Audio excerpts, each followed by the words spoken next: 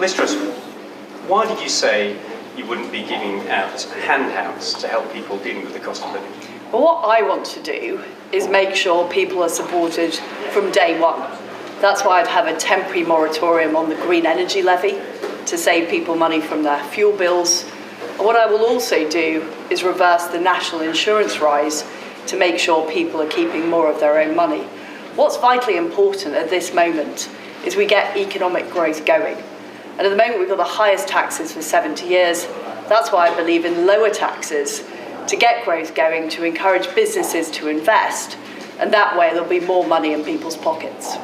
Critics say those sort of schemes won't scratch the surface in terms of the thousands of pounds people will need to help them struggling with rising energy bills. Why are you ruling out direct financial support for people struggling to deal with the cost of living? Well, what I'm promising is from day one, people will have lower taxes. They'll also have lower energy bills because I'm going to put a temporary moratorium on the green energy levy. But what we need is we need a growing economy. And a growing economy will mean more money in people's pockets. But what it will also mean is thriving businesses, higher wages, higher productivity. And the problem we've had for decades in this country is low growth, which has squeezed the funding available for public services. With respect, those policies are going to provide people with a few £100 extra. People are expecting their energy bills to go up by perhaps as much as £2,000. Why are you ruling out direct financial support to help people struggling with the cost of living?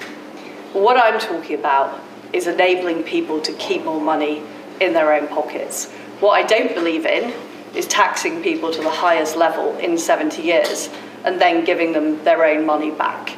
We are conservatives, we believe in low taxes, and what I'm not going to do is announce the next budget in advance. Of course, we'll need to deal with the circumstances as they arise, but my fundamental principle is that people should keep more of their own money, and we should be on the side of people who do the right thing, people who go out to work, people who set up their own businesses, people who are contributing to the economy, because we need economic growth to get through these difficult times. At present, there's a recession predicted, and I don't need to tell people what a recession is like. It would mean people losing their jobs, it would mean hardship. We need to avoid that by growing our economy. Okay, I'm sorry to repeat this, but I mean this is really important.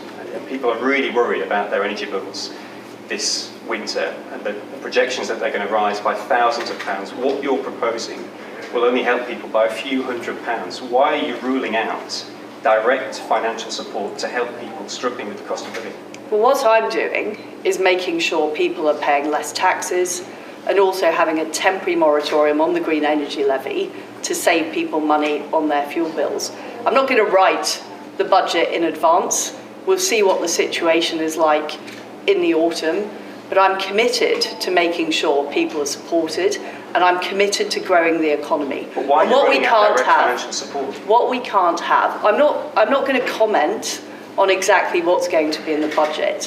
What I've been clear about, you are running out direct what I am clear about is that from day one, I will reduce taxes, and I'll also have a temporary moratorium on the green energy levy to save people money on their fuel bills.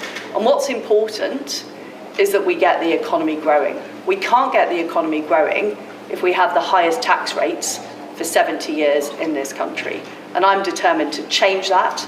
I'm determined to challenge the orthodoxy, and I'm determined to do things differently. But I'm not going to write the budget in advance. Why do some of your own colleagues say that your tax-cutting budget that you're proposing amounts to an electoral suicide note?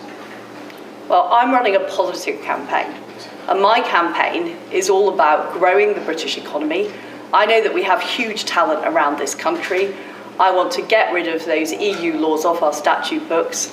I want to drive investment and growth across the economy, and I want to do it by allowing people to keep more of their own money and making it easier to set up businesses. That's the way we're going to drive success in this country. So you're not worried about Dominic Raab's comments that your emergency budget amounts to an electoral suicide note? What I care about is Britain being successful. I don't agree with these portents of doom. I don't agree with this declinist talk. I believe our country's best days are ahead of us. And what I'm going to do, if selected as Prime Minister, is keep taxes low, get the economy growing, unleash the potential right across Britain. That's what I'm about. Just one final question, if I may. Your opponent, Rishi Sunak, says he will scrap a proposed reception centre for asylum seekers before they head to Rwanda in Linton-on-Ouse in North Yorkshire. The villagers there say they don't want this reception centre. Rishi Sunak says he doesn't want it. What would you do about it? Well, my understanding from the Defence Secretary is that site is not going ahead. So it's a moot point because it won't be going forward. Ms. Truss, thank you very much.